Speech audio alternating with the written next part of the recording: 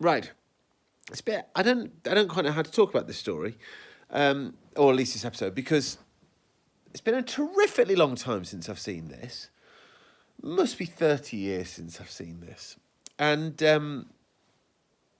obviously this is a very significant story in real life, IRL, as they say, because this was the 25th anniversary story of Doctor Who, the silver anniversary, if you will. And I think that it's worth reflecting on that, But let's just talk about what we've just seen on screen, which is very pleasant. I like Lady Painfort. How brilliant is that? I like... She's going to be Queen Elizabeth. Yeah, well, she's evoking... Curly hair. She's channeling Queen Elizabeth, and her man is very amusing. I find it very interesting that we have Nazis. Now, as we will... Are they Nazis? Yes. As we will discuss... Yeah, it's such a signifier. People with German accents living in South America is so Nazi. Yeah. So, and he tried to shoot a parrot with an arrow. That's just unacceptable. Proper Nazi. I'm currently reading, as we will discuss in the fullness of time, an absolutely superb, well, 100 page, a third of the way in, 6 Doctor book, Colin Baker book with the Brigadier in, which is very Nazi. So it's interesting to see Doctor Who, it evokes Nazism all the time, as Libby and I was discussing the other day with Daleks, but to bring it full front and centre like this is bold. So there we are. And then, of course, this Cyberman. So there's a lot going on here. And the whole running around Windsor Castle stuff is very entertaining, and seeing the Queen, how lovely is that? I wish it was the real Queen, though. That would have been amazing. And I think at some point John Nathan Turner is one of the people in the crowd getting wandered around or something. And also, missing scene, Lib, that I just remembered. If we can find it, I'll track it down for you. When they're running about Windsor Castle... Yeah.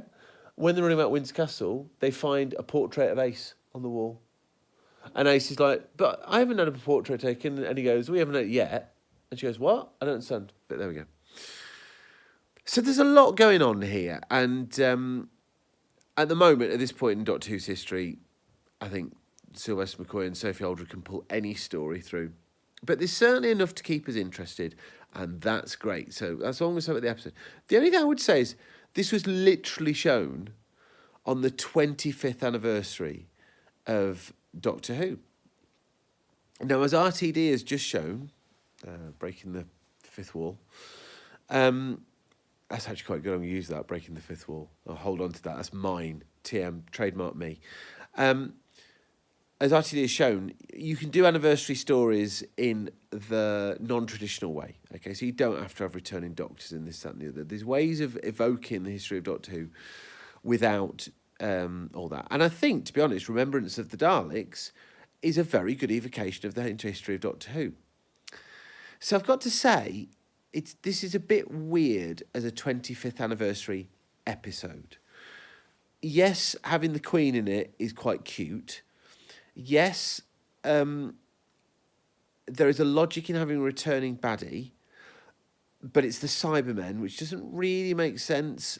And also, there's a kind of sense that having somebody like Lady Painfort, who is clearly somebody who's met the Doctor before, so I just find it a little bit odd that this is the anniversary story. I've always maintained that if you could have just rearranged the schedules, which they couldn't because of the Seoul Olympics, true fact, then you could have had Remembrance of the Daleks to the 25th anniversary story, which would have been better, for obvious reasons, but that's by the by.